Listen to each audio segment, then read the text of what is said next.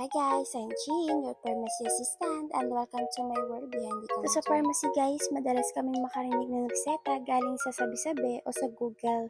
Akala natin nakakatipid tayo, no?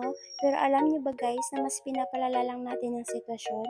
Ngayong hapon, pag-uusapan natin kung bakit mamapanganib ang maging doktor sa sarili mong Halos katawan. araw-araw guys, nakaka-encounter ako ng ganitong pasyente o customer. Yung sasabihin na, ma'am, pabili po nung gamot na color pink, effective daw yun sa ubo, sabi ng kapitbahay namin.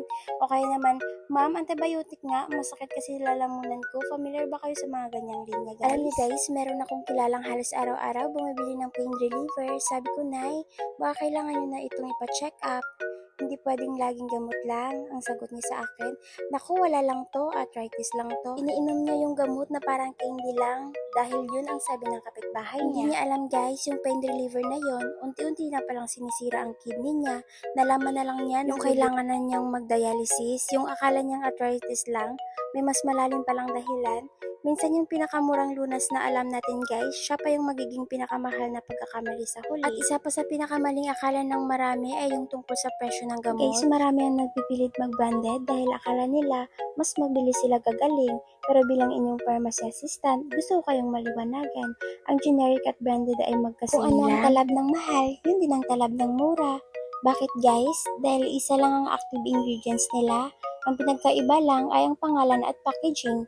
Kaya kung ang budget nyo ay para sa generic, huwag kayong matakot. Hindi nyo kailangan ubusin ang pera nyo. Ang kailangan nyo ay tamang informasyon at tamang gabay. Guys, ang katawan natin na hindi isang experiment. Hindi dahil gumaling ang kaibigan mo sa isang gamot, ay gagaling ka din. Magkakaiba tayo ng immune system, magkakaiba tayo ng allergies, at magkakaiba tayo ng pangangailangan. Ang pag-inom ng gamot ng walang reseta ay parang paglalakad sa dilim ng walang flashlight.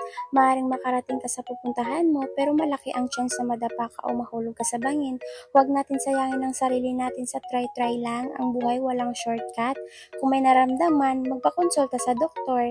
Kami sa pharmacy, handa kaming gabayan kayo, pero ang doktor pa rin ang huling salita. Kaya guys, bago humawak ng gamot, humawak muna tayo ng payo ng eksperto. Huwag natin sayangin ang sarili natin sa akala. Masarap mamuhay guys ng kampante at tama ang ginagawa natin sa ating kalusugan. Huwag natin gawing hobby ang pagdodoktor sa sarili. Hanggang sa muli, salamat sa panunood!